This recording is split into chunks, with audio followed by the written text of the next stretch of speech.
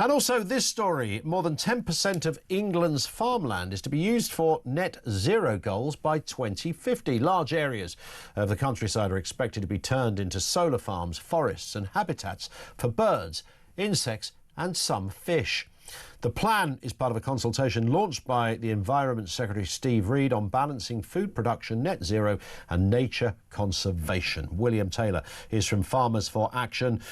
Good afternoon to you. William, I mean, who doesn't like insects, birds and fish? What's not to enjoy about this? Good afternoon, everyone. Looking after the environment was something that farmers have done since the year dot right up to now, especially since the Second World War and around that time.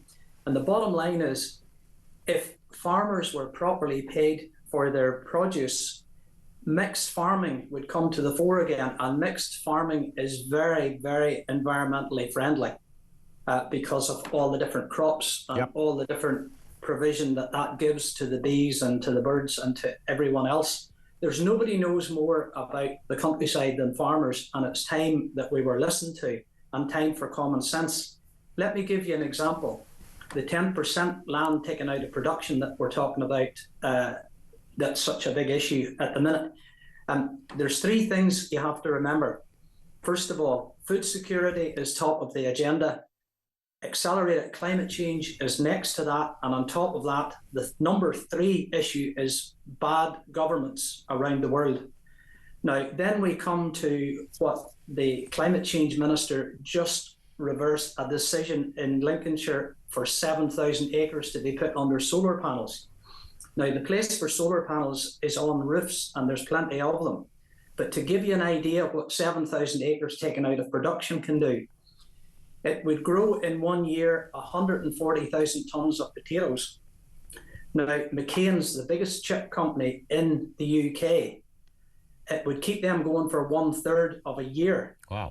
Now, I just want to remind everybody that McCain's about 3 years ago, now they're not totally to blame on their own, the corporate food retailers putting the usual price pressure down the line to farmers, pushed them so far that potato farmers couldn't afford the electricity to run their cold stores, so they didn't. And there was a big descaling of potatoes going out to the market. One day McCain's woke up and had no potatoes. And remember, they use 1,500 tonnes a day, so you can work out how many lorry loads of potatoes that is. And they had to go to Europe and buy potatoes in a hurry to keep their factory running. So, of course, the price of potatoes went through the roof where they shouldn't have gone if farmers had been properly paid in the first place.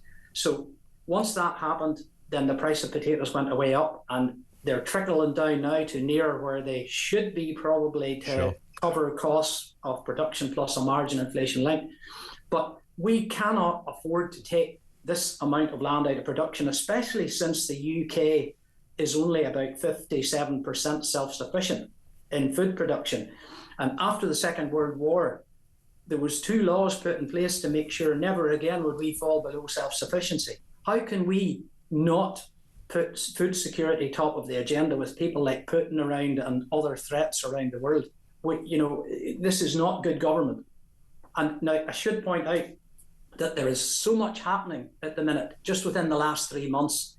I mean, farmers are now the key to climate change around the world, to unlocking the key to that, such as all the sugar that everybody's taking, that if turned into ethanol is enough to fly all the airplanes in the world annually. And sugar is costing the NHS about 20 billion a year. 80% of the obesity problems are there. 80% of the diabetes problems are there. After the Second World War, everybody was the healthiest they've ever been in history in the UK. Why? Because for years they couldn't get sugar because of the war.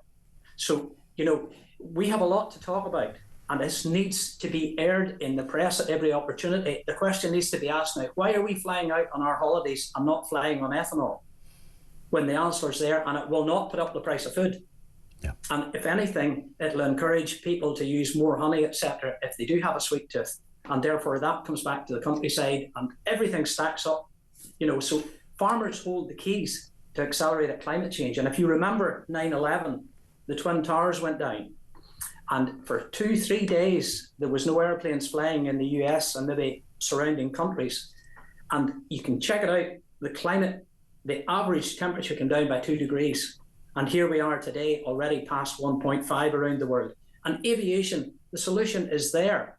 But the pressure from the huge oil giants to keep doing what they do and filling their pockets with billions, and the other side of the story is the grain and oilseeds trade have got the price of all that grain and oilseeds pulled back down again after everybody been told in 2012 biofuel was the answer, which it is. So why are we not talking about it today? That's a good point. And of course, no VAT and stuff like that on aviation fuel either. So, you know, there could be at least a bonus there for the Exchequer, but apparently not. In terms of farmland being used for other projects other than farming, William, I mean, there is maybe it's a little conspiratorial, but some are smelling a rat here, thin end of a wedge territory. You know, could we get into that stage or that area where if this net zero plan, this forecast, if it's looking a little iffy for the government, could they start to insist that they take land from farmers? We know other countries have been in a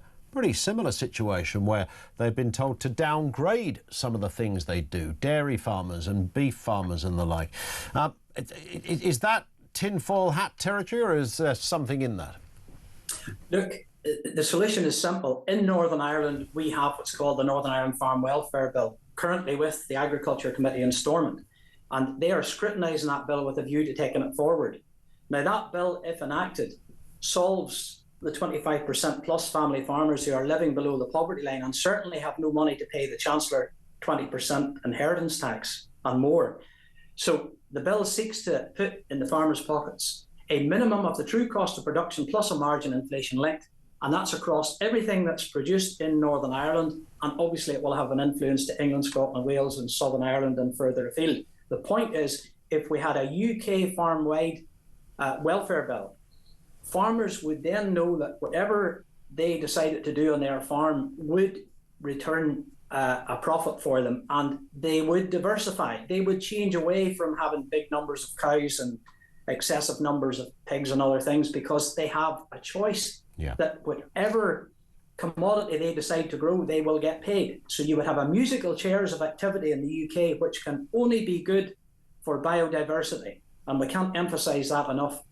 You know, so as such, it's up to the press now to take this forward, and we are requesting a meeting with Ed Miliband, and we intend to put the case to him just to change direction on covering the UK with solar panels. I mean, what tourist is going to want to come to the UK to see fields covered in solar panels? You know, that's not why they come to the UK. Not so really. We better watch what we're doing here. I can't imagine that sitting there in the atlases and the guidebooks of recommended places to go when you set foot in Blighty. Listen, William, always great to gauge your views on these things. Thank you, sir. William Taylor from Farmers for Action.